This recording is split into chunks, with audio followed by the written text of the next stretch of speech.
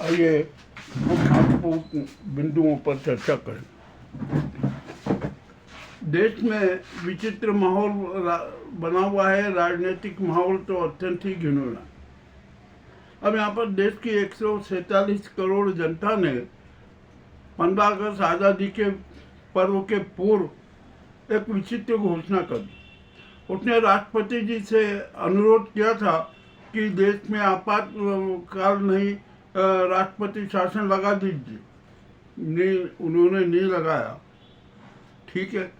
और जनता ने यह भी कहा था कि जो नाजी गुजराती गैंग की सरकार है ना, इसको तत्काल भंग कीजिए और सीडीएस को केयर टेकर पीएम बनाइए और सीजीआई गवई जी हैं उनको उनका न्यायिक सलाहकार बना दीजिए।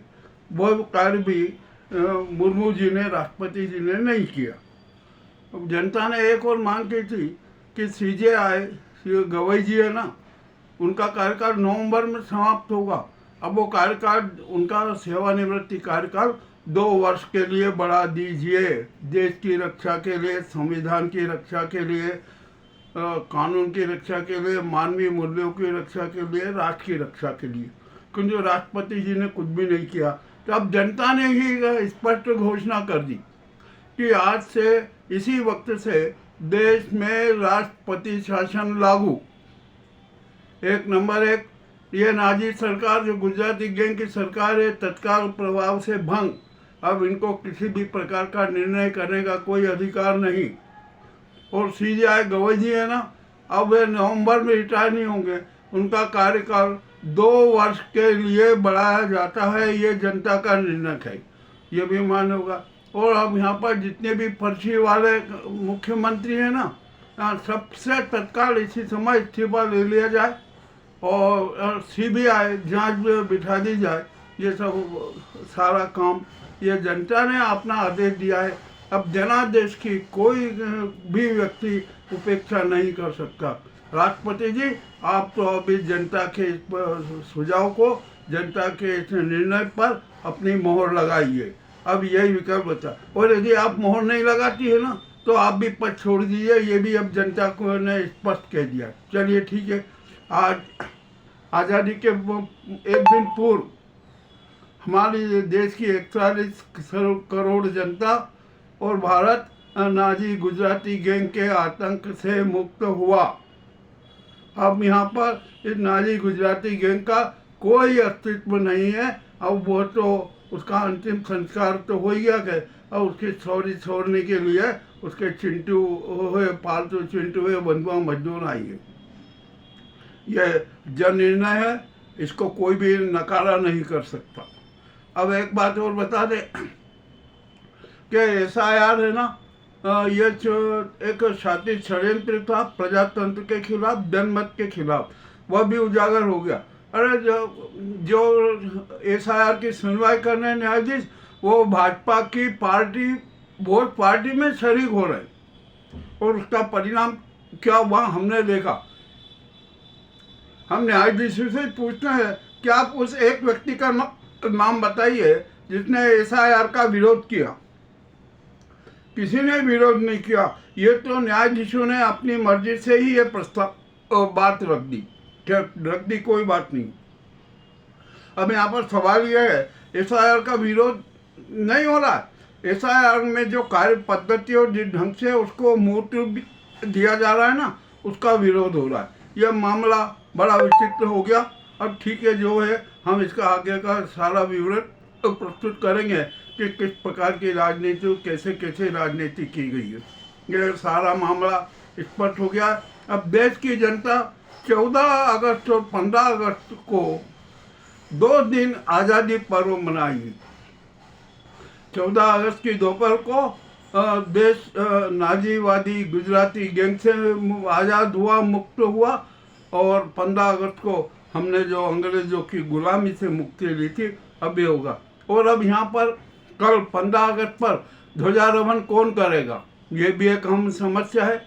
या तो सीडीएस जो है वो केयर टेकर पीएम बनाए जाएंगे और बना ही दिए गए हैं, या तो वे झंडा वंदन करें। किंतु उनको भी यह चाहिए कि जो पुलवामा में और पहलगांव में शहीद हुए ना, उनके शहीद परिवारों के बच्चों को बुलाए, सामूहिक रूप से उनसे ध्वजारोहण कराए।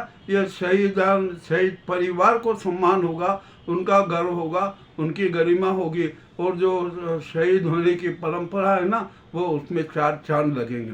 अब ये मोदी को तिरंगे को हाथ लगाने का अधिकार नहीं है। वे लाल किले की प्राचीर से न तो तिरंगा फहराए, न राष्ट्र को उद्बोधन दे। राष्ट्रपति ही राष्ट्र के नाम आज ही संदेश जारी कर दें।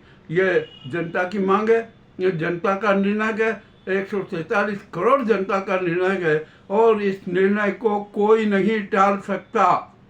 ये जो सत्य है ना, जो स्वघोषित सत्य है, राजनीति के चाणक्य अब वे सड़कों पर नजर आएंगे, सड़कों पर नहीं, वे सड़क पति भी नहीं रहेंगे।